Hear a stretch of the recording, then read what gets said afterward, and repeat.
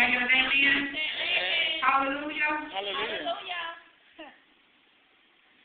And finally, the purpose behind my suffering, God wants to bring us to reconciliation. Just as that song said, God wants it all today. He wants us to return unto Him with our whole heart. He wants us to seek out, God, what is it you want for me to do for you, God? Today, what is it that you would have me to do? And God says, I want you to go and to restore a lost and dying world to God through Jesus Christ. There's a purpose. What is my calling? What is the thing that you have called me to do each day? Lord, help me to make it my purpose to please you in reconciliation. We all have the ministry of reconciliation. So God not only wants to give you a revelation, He not only wants to give you a restraint, but He wants you to understand reconciliation. And then God wants to lead us to restoration.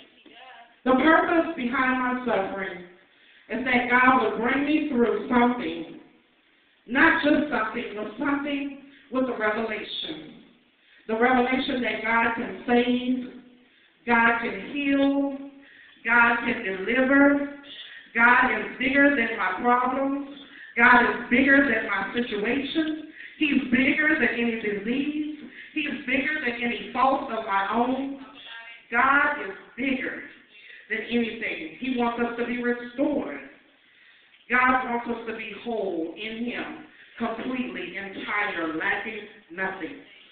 The Bible says the blessings of the Lord maketh one rich, and He has no sorrow. That means if I have God, and greater is He that's within me, I am rich.